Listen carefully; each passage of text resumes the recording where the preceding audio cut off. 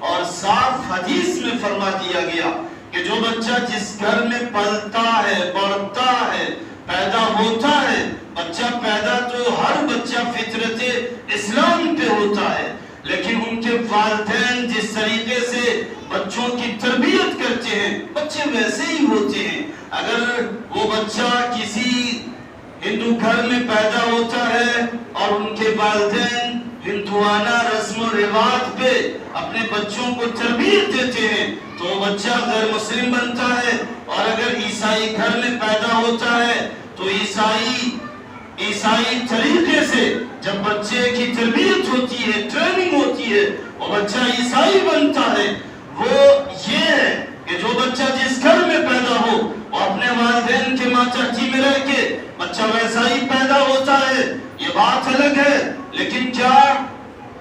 آج ہمارا گھر مسلمان کا گھر ضرور ہے، لیکن کیا سوچ کیسی ہے، فکر کیسی ہے؟ کیا سوچ عیسائی نہیں ہے؟ کیا سوچ یہودیت کی نہیں ہے؟ کیا سوچ غیر مسلموں کی نہیں ہے؟ سوچ جس گھر میں مسلمان بچہ ہو تو ان کے والدین کو چاہیے کہ سوچ مسلم کی سوچ پیدا کرے، اسلامی سوچ پیدا کرے، اسلامی فکر پیدا کرے۔ جب سوچ اسلامی ہوگی اور ذہنیت اسلامی ہوگی تو پھر ان بچوں کی تربیت اسلامی ہوگی۔ آج گھر تو مسلمان کا نظر آتا ہے لیکن سوچ والدین کی عیسائیت کی سوچ ہے، یہودیت کی سوچ ہے، شیطنت کی سوچ ہے، یا پھر ابلیسیت سوچ ہے، یا پھر یہ کہ دنیا دار بننے کی سوچ ہے، دنیا کمانے کی سوچ ہے، جس کی وجہ سے بچے پڑھتے ضرور ہیں اور جس گھر میں بچے پیدا ہوتے ہیں وہ پیدا ضرور ہوتے ہیں، لیکن ابتدا سے، اسٹارٹنگ سے، آغاز سے ہی اس بچے کا ارتداد شروع ہو جاتا ہے۔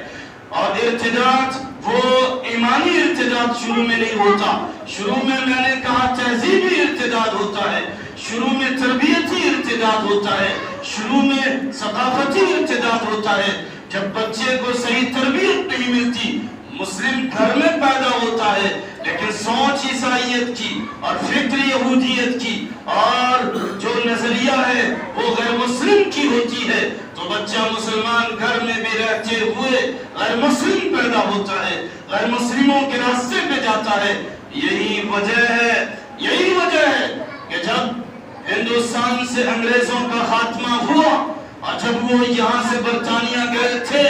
تو وہاں وہ اپنے پاپ اور پادری سے ملاقات کیے تو سب سے پہلی خبر جو پادری نے لی تھی وہ یہ کہا تھا، بتاؤ تم نے ہندوستان پہ کون کون سا کام کیا؟ انہوں نے کہا میں نے یہ کیا اور ایک کالج بھی کھلوا دیا، اسکول بھی اوپن کروا دیا۔